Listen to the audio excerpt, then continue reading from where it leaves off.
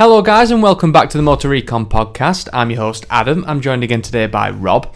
What I'm going to kick off with today is, as you remember last week, I did speak about the Nissan Leaf, which I had currently at that time. So I'm going to give a bit more of an in-depth review of that. And then what we're going to do is sort of look at hybrids on the market and see are they worth it, or is it worth waiting until the fully electric models come out and switch over to that. So we'll kick off straight away with the Nissan Leaf. Now, I had this car for 4 days from Friday to Monday, and I did just about 200 miles in it over the course of that weekend. My absolute honest review of that particular car is I actually liked it. In the greatest sense, I actually liked the car. It was fast, which was very surprising considering it is obviously a cheaper electric car. It's also not pegged as a performance electric car either in a lot of respects. No, it was quite rapid. If you can speak to the guy in the Cupra R that I destroyed on the bypass. But it was very smooth, very quiet. The tech was perfectly ample. It didn't have CarPlay in that particular one, but I think you can get it as an option. Okay. All the tech, it had the big touchscreen in the middle, it had digital displays and things like that, and all the stuff you'd probably expect in a modern, brand new car. On the motorway, again, quiet as you like. I think they've done a lot of sound deadening on it, which all you get is the tyre roll, which you get in most cars these days. Yeah. So didn't feel any different there. The one thing, it's not a criticism as such with the car, but obviously I know why it's there. So, obviously a petrol car, especially particularly a manual, if you leave it in like a lower gear and you let off the accelerator, you get engine braking. And obviously your car, you can slow down, you can gradually coast up to the set of lights or something like that. This had a similar feature, which I know a lot of electric cars do, that when you let off the accelerator, only in eco mode, it's like it's got engine braking. Yeah. But it's obviously like regen. But it's more severe, isn't it? Yeah. It's very severe to the point sometimes where you actually... Obviously, I'm used to a petrol car, so when I let off the accelerator, I'd find myself coming I'm getting to a stop, and the traffic lights are miles away. So you'd never actually reach it, so you'd have to then creep up again or... Well, I suppose it's more a case of just sort of adjusting your driving style to suit the more aggressive engine braking, if you like. Yeah. So it's a case of, I'm not saying obviously keep your foot in it all the way to the light, but you don't lift off and coast quite as early. Because I'm assuming it's more efficient for you to let off with less distance, but not go back on the accelerator and just let it coast in on the engine brake and do maximum regeneration. Yeah. So I think that's just with time. I think you get used to that. That was just my driving style. In terms of actual driving the car, in a straight line, like most people say, it was an electric car and it was very fast in a straight line, as you'd experience yourself as a passenger. Going around the corners and things, it really had no feel at all. No. And I mean none. You didn't know, because the steering was so light and it didn't really feel connected to the front wheels in any way, shape or form. I didn't like that. It didn't make you feel confident or safe. I know you're not supposed to be going around corners like that. No, but obviously, again, I think that you could probably level that argument at quite a lot of the cars in this car's competitor market, because they're not performance cars and they're often not really sold to people who want handling capabilities, I guess. And I was doing it deliberately in a sense to try and get a feel for the car. Yeah. And going around corners at the speed limit and maybe not braking like you would normally do. Like I say, it had no feeling. It was just numb. Yeah. Beyond that, obviously, it has no gearbox or anything either, so you don't get that. You don't get that user interaction, do you? Either. Yeah. No. Parking it was fine. It had the full surround 3D camera system. Yeah. Obviously front and back sides and everything like that. So parking it wasn't actually that bad.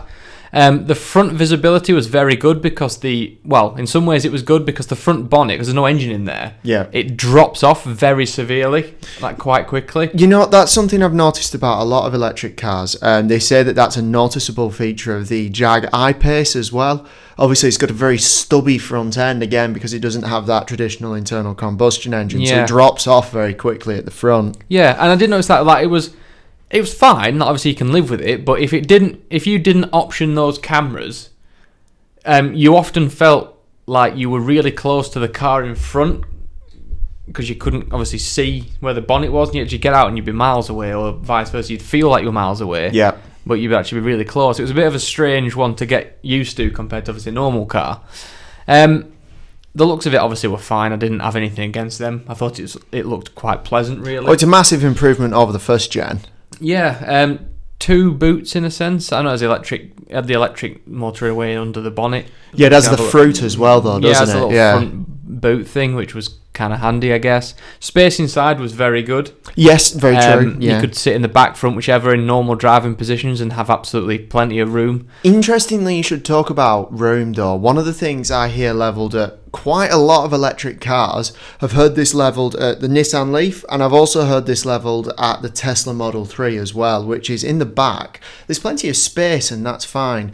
But because your legs are much higher because of the battery pack under the floor, there's very little under thigh support. Yeah. So apparently, over long distances, you feel like you're squatting because your legs are up high. Yeah, no, I get that. Apparently, that is one of the design problems with electric cars that they need to still figure out a way around. We'll have to see if we can try and get one for a longer journey. Yeah, absolutely. See what it's like. I'll see if I can get it again and maybe go on a bit of a longer trip somehow in the back. But yeah.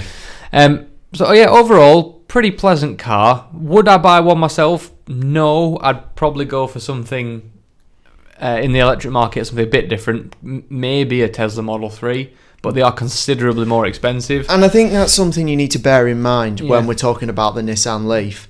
Considering the fact that once government grants are taken into consideration, these are brought down to sort of Ford Focus money. Yeah. It's pretty good value for an electric car. For an electric car, yeah. It's sort of your entry-level family electric car that a lot of people could probably get behind. Not to mention the fact that if you get the long-range one, that will get you up to approximately 239 miles on a single charge. And I will vouch for that, because that's the one I had. Yeah. And when it's obviously set off fully charged, it was showing 233 miles on the range. Yeah. And for most part of it, I wasn't driving that eco-friendly. I was obviously trying to test the car out a little bit and push it and floor it. No, you weren't deliberately hypermiling. Yeah, no. and I would have comfortably done it. The range didn't go down fast at all. Maybe that has something to do with the regen capability. Yeah. So again, adapting your driving style to obviously reflect the regen capability so you can improve your range. I think it's changing the way that you drive compared to an internal combustion car. I went down quite a steep hill in it, and obviously I just let it coast, and I gained 4 miles. So if you can keep doing that, and if you do have a lot of downhills or uphills and anything like that, if you're going uphill, obviously it drains it pretty quick, but if you've got a downhill on the other side, you can regenerate it all again. I watched a really cool review on the Nissan Leaf not that long ago, and it said obviously if you buy it and you have the charger installed on your house, you can also get solar panels installed on your roof at the same time. Yeah. So you can just charge it on solar energy. If you are really concerned about where the electricity is coming from to charge your car, if you buy a Nissan Leaf, they will. Obviously, should you want that, you can do that. So you can charge it with nothing but solar rays. Yeah, and actually as well, if you this is just a little thing I've looked at, just trying to look at energy providers. Eon now offer 100% clean energy electric to your house. Really cool. I'm not promoting them in any way, but I've just seen that the other day. It's just I'm assuming lots of energy providers probably offer that to their customers. They offer 100% clean energy. So it's like when you buy flights and you can get you can carbon offset your flights. So it doesn't surprise me. In no way am I promoting them there. That was literally just I saw something the other day when I was looking, and I thought if you are conscious about that, maybe give your provider a ring and see if they'll offer it you. Yeah, so I think to summarise what we're saying is that it's a massive step forwards. Yeah. And I think we were both surprised at how much we actually liked it as well. Yeah, and I didn't get range anxiety once, like I say, it kept going up and down. It was very pleasant to drive just as a cruiser. It wasn't exciting, but it was pleasant. Yeah. And I know that's not the point of it, but overall verdict, I'd give it a 7 out of 10. That's pretty good. Yeah, I'd give it a 7 out of 10 as a car. Yeah. No, it's above average. Yeah. You know. Well, one of the things we were going to move on to, though, is a conversation that I had relatively recently with my dad. He's looking at potentially a new car later down the line, and one of the things he saw was the Honda CHR. Toyota. Sorry, the Toyota CHR. Now, it's not actually something that particularly interests me, to be honest. No. But one of the things while I was looking into it for him that I did find quite interesting is, first of all, they start at 28 grand. Yeah, which is not cheap for what that it ain't cheap. But the other thing I noticed was the proclaimed fuel economy, which Toyota say is from 49.5 mpg to 57.6. Yeah. For a car that obviously is apparently a hybrid, just to make sure, but don't know whether that one is the hybrid version actually. But I expect. I think they all are. Either way, the point is, it got me thinking about hybrid technology as a whole, which was realistically, is it worth investing in that technology, or are you better off waiting until fully electric cars fully establish themselves? As we saw with the Leaf, it doesn't look like it's a million miles away. No, it's not far off. It's just having the ability to charge it at home, which might put a lot of people off now. If you actually drove one now, I think you'd be pleasantly surprised. And I think if you could have a charger at home, I think you'd be right. Yeah. So I agree with you on this front, because Toyota especially, since the Prius launch, they've been a very big advocate for the hybrid. They've done a lot of hybrid. I assume this is a similar system to the Prius, or the current generation Prius. It's not a very good looking car in my own opinion, but that's just... No, exactly. That's a personal thing, that's isn't personal it? Thing. Oh, yeah. But yeah, this MPG thing, like, what if you're buying a car and you want to be obviously a good fuel economy and things like that, why spend the money on a hybrid which doesn't actually do that well on MPG there? Like, if your maximum is 57, we get more than that out of just a normal petrol Again, car. we're assuming that this figure is for the hybrid variant, to be honest, but it looks like it is. It is, to be honest. looking at it, yeah. I believe that's probably the hybrid sort of badge on the side. Yeah, there. it is. It says it there. But so either way, the point is, even if it is better economy, I doubt the economy is so much greatly better that you will make your money back on spending sort of like 28 odd grand on it. And that car will depreciate like it's driven off the cliff. Well, but the point is, what we're thinking is, we've got the Golf GTE up as well, which is a hybrid car that both of us really like. Yeah. Tested on the WLTP cycle, they claim a combined fuel consumption of 141.2 mpg. Yeah. Which is frankly outrageous. Yeah. Now, this is the problem again, though. I think we have discussed this in the past. That even this WLTP thing, it does seem to very much over-exaggerate what a car is actually capable of. So what we decided to do, as far as the Golf GTE was concerned, is we went onto a website called Honest John's. We've been on this before, and I believe we've even talked about the GTE on it before. Yeah, we have.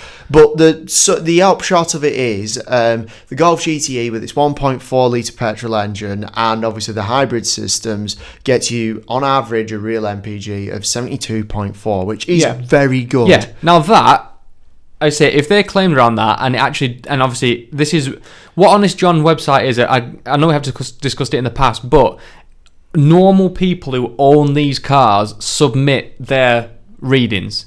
So these aren't just manufacturer made up ones. These are real people who own these cars and drive them day in, day out. Yeah. Who submit what their cars are actually getting compared to what the manufacturer claims. Now, these are only in the UK as far as I'm aware. However, on average, out of the number of people submitted, it's 72.4, like you said. Yeah. But the range of it goes from 57 mpg all the way up to 88. So the highest person gets 88 and the lowest gets 57.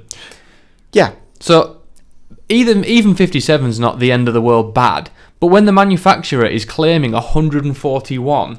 There's something not right, is there? Yeah. What on earth are they testing it in? Well, the point is, if we take the Honest John reviews, though, I'm still struggling to see, because obviously this is £32,190 apparently.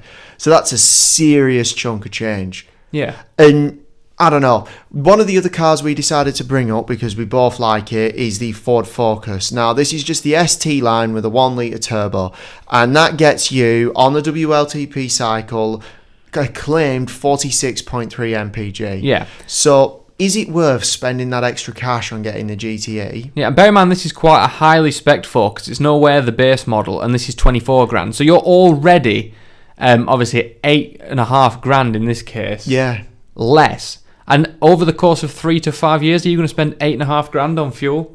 You don't. I don't think the difference is great enough. No, you're just not. And also, as well, this is my own personal opinion, that's a better looking car. But it doesn't seem like it is worth it for me.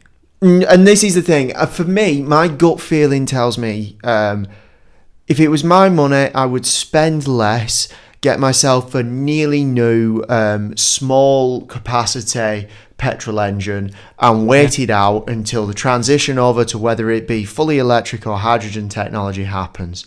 That's where my money would be going. I don't know about yourself. It would be the same for me. And as well, our cars both have this engine anyway, and we know we can comfortably get 60. We have done it. Yeah, as you said, if you go back to one of our previous podcasts, we took the 1 litre EcoBoost engine on a road trip all the way up to the top of Scotland, and we did achieve over 60. Well, we achieved roughly 60 mpg. It was 61 point something, wasn't it? And we also did a second test of this in mine, which is the Eco mode, from Oxford all the way back up to Lancashire, and I think I got 62, something like that. And we even saw at some point 63. Yeah. And again, like you said, these cars are considerably cheaper than their hybrid counterparts.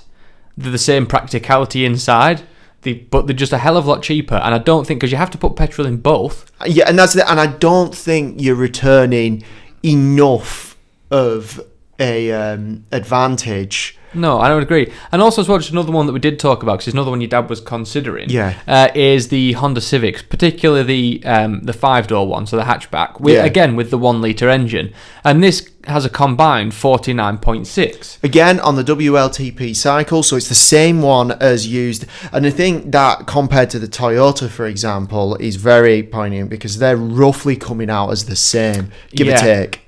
But the one thing that interests me is obviously this WLTP test and everything like that. It is more accurate than the old way they used to do it, from what we've seen.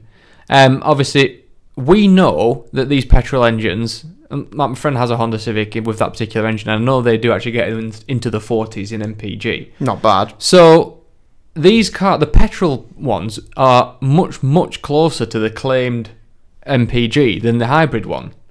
However, I think where hybrid starts to show its own again, I want to give it its sort of fair due. One of them is if you want a taste of electric driving, but you want to take away the range anxiety issues, you will do well with that because you can drive along resting easy that should you run out of electricity, not to worry.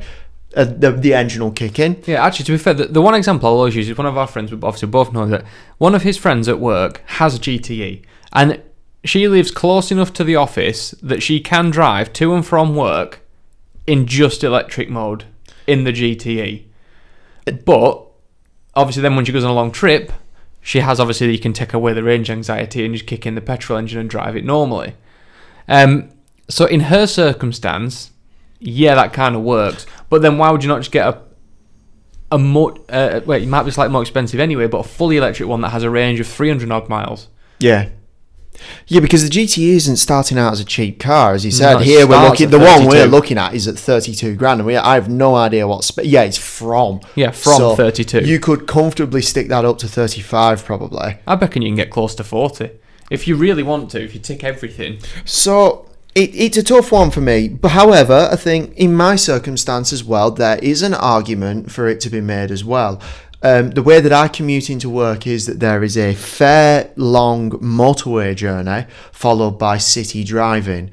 Now, I can see the GTE returning excellent economy for me if, say, for example, I drive on the motorway using the petrol engine, charging the batteries, and then, obviously, once I get to the city where it's stop-start, I can just flick it into electric mode. Yeah. I can see that potentially working out for me. Because it will charge itself as I'm coming to and from work in the most efficient way while I'm on the motorway just cruising at 70 mile an hour. Yet when I get to the city where I think on a day-to-day basis, my Fiesta, which is the 1 litre EcoBoost, returns, I think it's low 50s, 51, 52 mpg. Yeah. And what stops me from getting more is city driving because it has that stop-start traffic involved. Yeah. So I can see how being able to just flick your car over to electric and just do that really would work. It suits the modern world in that respect. Yeah, and the M65 is a particularly hilly motorway as well. There's a lot of ups and downs and yeah, true. things. There's a lot of the uphills are quite steep for motorways. But yeah, no, I see the point there. But I think again, this is obviously personal preference. For me, I don't see the point now. Yeah. Now the electric cars are good enough. It's getting closer. Yeah, it's good enough, I think, that you can just skip the hybrid. But you know the one thing we haven't discussed in all of this? What? Is diesel. Yeah. Obviously, diesel returns you excellent fuel economy. True. And it does. On long distances, you do get good fuel economy. My dad gets 71. Exactly. And I know plenty of people who have sort of GTDs and things who get good economy.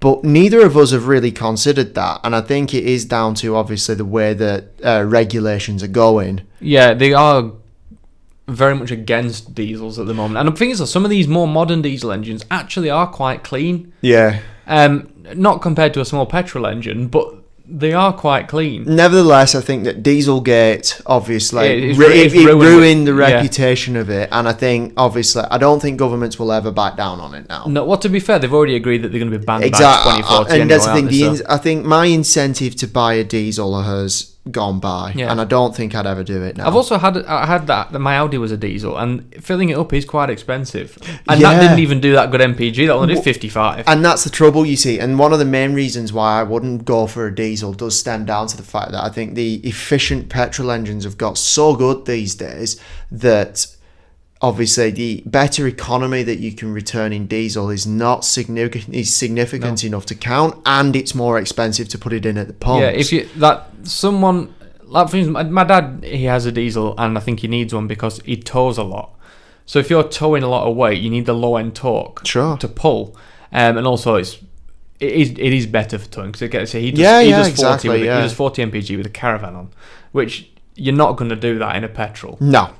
So in some circumstances, like say in that instance, diesel, go nuts. And obviously trucks are usually always diesel and things like that, and big SUVs, which usually are meant for towing or off-roading.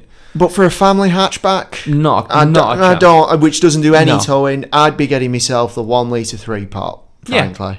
I actually would. I agree with you wholeheartedly. I think it's the one thing we can both be quite comfortable in. Although I will say, we both wholeheartedly believe that we're just going to wait this out. This is one of the other things, because we both decided on it right now, for example, that neither of us would go fully electric right now. And neither of us feel that going over to hybrid technology is the right play, because electric technology is so close for us. So we don't feel that we would do that either. Obviously, there are some exceptions, like the GTE potentially being better on commuting.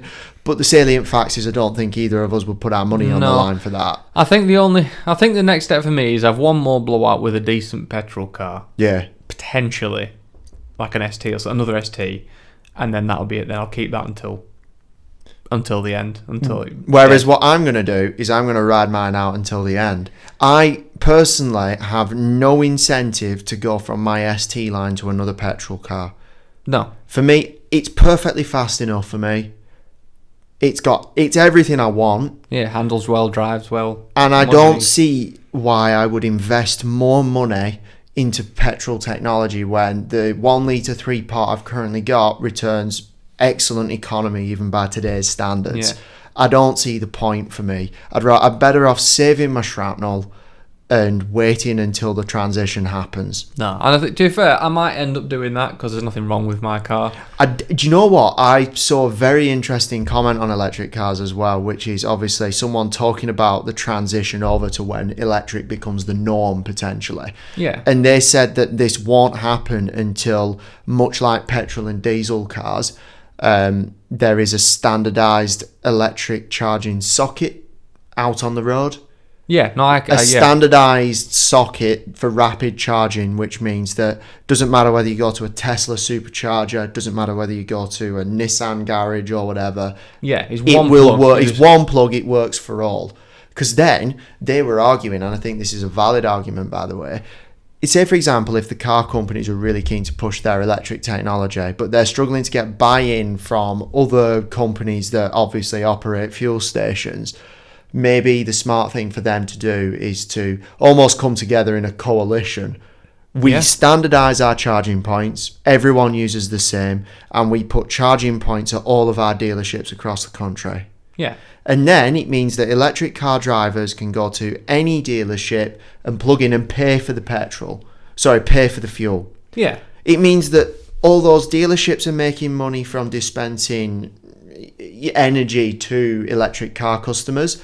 Those electric car sort of drivers are also seeing the stock that those guys have, so they may potentially move over to your brand if they're not currently driving yours. Well, yeah, you might. And you're in general improving the attractiveness of electric car driving to more people who don't drive them yet, because there is a massive amount of charging points across the country. Yeah. And I think that's the smart move. I think that is the way to go. And like you say as well, for anyone who is like you say, maybe on the fence, just having that comfort. That's what I think. That is what people need. It would be a comfort of, right, it's a standardized dispensing. Yeah. It's standardized, and I can go to, I don't know how many car dealerships there are in the UK. There'll be thousands. There'll be thousands, and they're all over the place. So you can essentially go, right, I'm running low on charge now, and I'm obviously assuming you're not on a motorway in this situation. So say you're on an A road. I'm running low on charge now. Not to worry, I'll just punch in the nearest sort of big car dealership, whether it be Toyota, Nissan, doesn't matter.